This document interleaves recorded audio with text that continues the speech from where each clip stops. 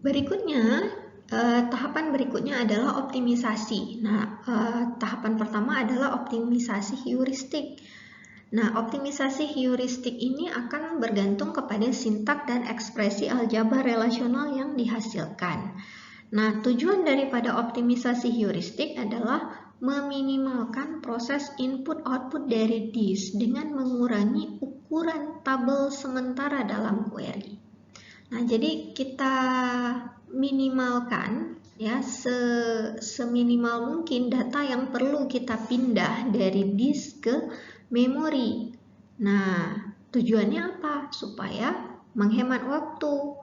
Ya, kalau semakin kecil data yang perlu kita pindahkan, berarti dia akan semakin lebih cepat ya, berarti menghemat waktu.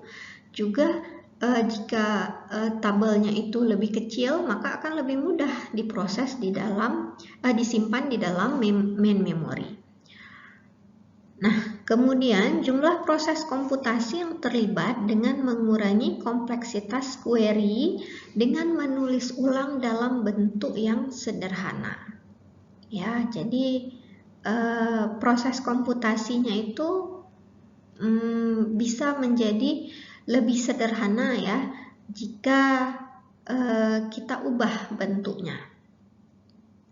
Nah, kemudian menuliskan kembali dalam bentuk yang bisa saja tidak sederhana, namun komputasinya itu lebih sederhana. Jadi mungkin bentuk penulisan query-nya itu panjang, tapi dia memerlukan proses komputasi yang lebih ringan, yang lebih sederhana. Nah, jadi pertama, aturan yang akan mengurangi ukuran daripada suatu tabel, ya, pertama sekali lakukan restriction secepat yang mungkin. Jadi kita restrict, kita berikan syarat secepat yang mungkin.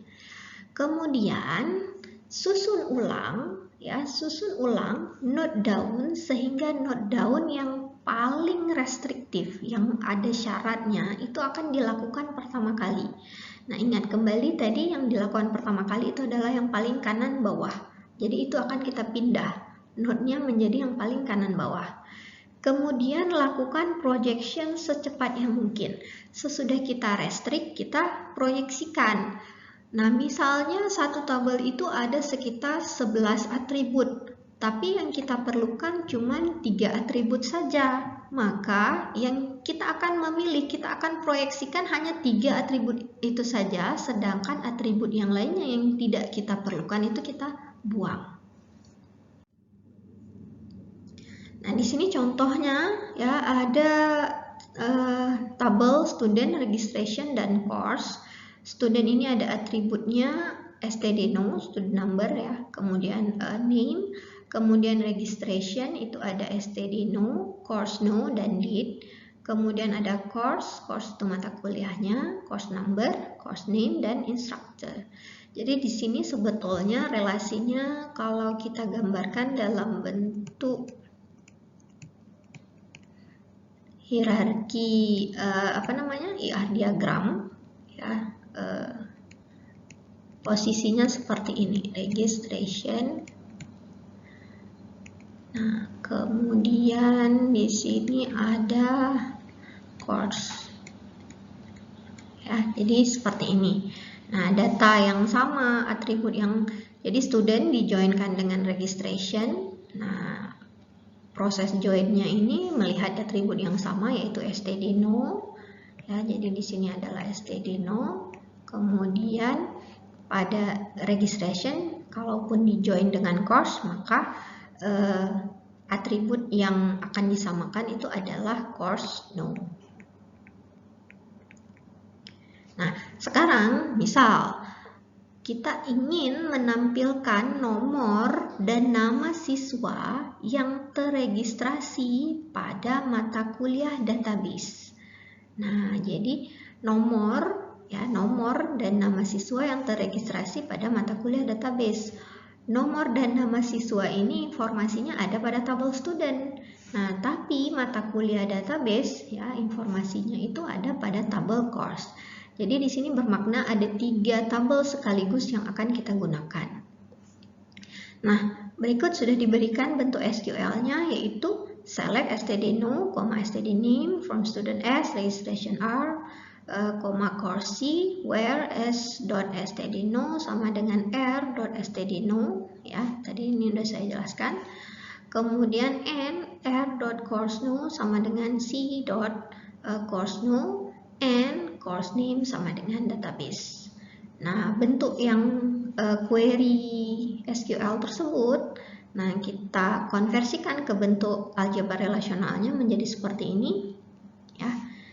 Jadi course join, nah registration join student, berarti maknanya di sini registration dijoinkan dulu dengan student, kemudian barulah dijoinkan dengan course, kemudian di restrict, ya, course name-nya database, barulah kemudian diproyeksikan std_no, std_name.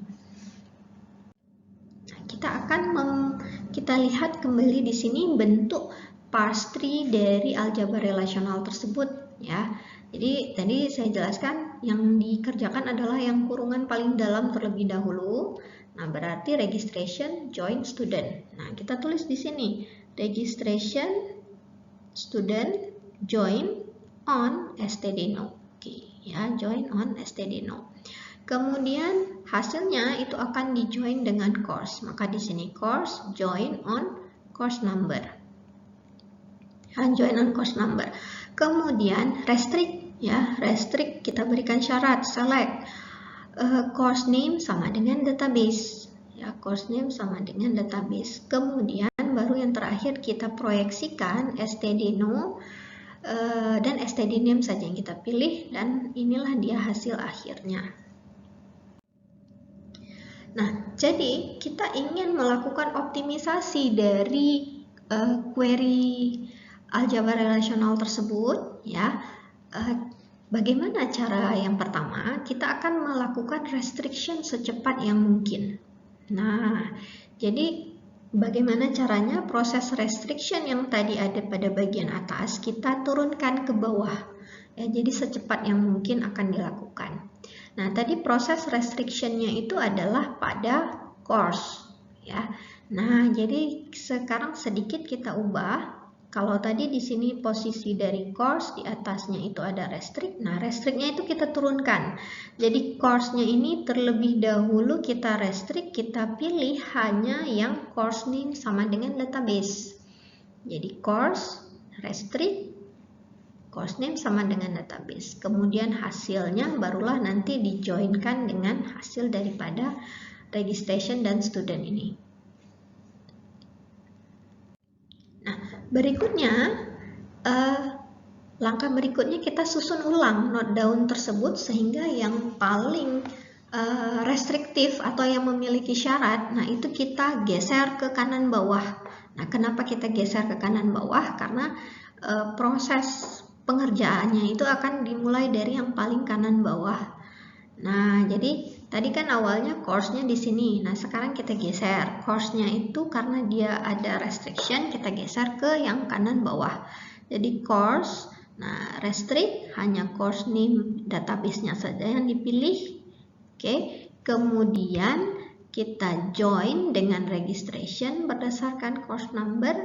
Kemudian hasilnya itu di join dengan student berdasarkan atribut std_no, baru kemudian hasilnya itu kita proyeksikan, ya. Nah, di sini kita sudah melakukan penyusunan ulang.